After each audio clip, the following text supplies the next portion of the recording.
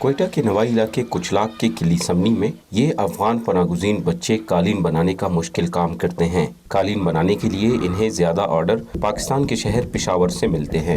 انہیں شکایت ہے کہ جس قیمت پر قالین مارکیٹ میں فروخت کیے جاتے ہیں اس کے مقابلے میں انہیں انتہائی قلیل اجرت ملتی ہے۔ اصل میں تو جو لوگ ہم لوگ سے بنواتی ہے وہ لوگ اس کا جو خریدار ہے اس کو جانتا ہے، مطلب کتنے ریٹ پر ہم لوگ وہ بیچ سکتا ہے۔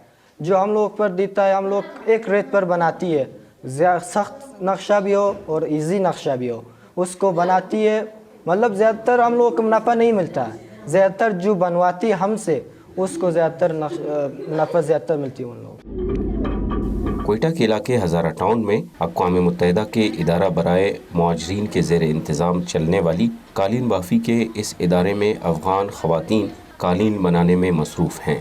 ہزارہ ٹاؤن میں قائم اس مرکز میں افغان پناہ گزینوں کو کام سکھانے کے ساتھ ماہانہ وظیفہ بھی دیا جاتا ہے۔ فاطمہ کے والدین جنگ کے دوران افغانستان سے ہجرت کر کے کوئٹہ آئے تھے۔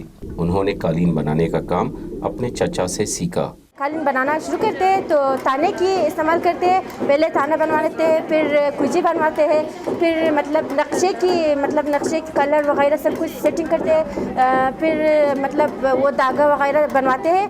وہ کہتی ہیں کہ قالین بنانے کی اجرت عام مارکیٹ سے کم ملتی ہے مگر اس ادارے کے ذریعے انہیں بہتر معاوضہ مل رہا ہے۔ پہلے بہت مشکل تھے، اب جب ہم لوگ خود کام کرتے ہیں گھر پہ یا پہلے تو گھر پہ کارپیٹ بناتے تھے، ابھی یہاں پہ کارپیٹ بناتے ہیں تو اسی پیسے سے ہم لوگوں کا گھر کا راشن یا کرایہ گزر جاتا ہے نا، اسی لیے تھوڑا بہتر ہے۔ پہلے تو ہم لوگوں کو بہت مشکل ہو جاتی تھی گھر پہ۔ اس سینٹر میں 50 کے قریب خواتین قالین بنانے کا کام کر رہی ہیں۔ جو بھی خواتین گھروں میں بیٹھی ہوتی تھی ان کو 6000 پر میٹر کام دیا جاتا تھا۔ یہ پروگرام جب شروع ہوا تو یہ بہت ہمارے لیے ایک بہت بڑی اچیومنٹ ہے کہ وہی خواتین جو گھر میں فارغ بیٹھی ہوئی تھی ان کو ہم پر منتھ یا پر اسٹائپنڈ ان کو 10,400 روپے، وہ خواتین جو 6,000 لیتی تھی اور کبھی کبھار ان کو مل جاتا تھا۔ اس پروگرام کے ذریعے خواتین کو مارکیٹ تک رسائی بھی مل رہی ہے۔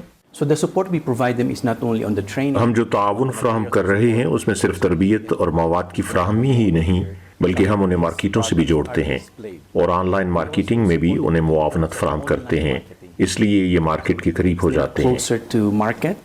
اقوام متحدہ کے ادارہ برائے پناہ گزین کے اعداد و شمار کے مطابق بلوچستان میں رجسٹرڈ افغان پناہ گزینوں کی کل تعداد 3,30,000 کے قریب ہے، جن میں خواتین کی بڑی تعداد قالین بنانے کے ہنر سے وابستہ ہیں۔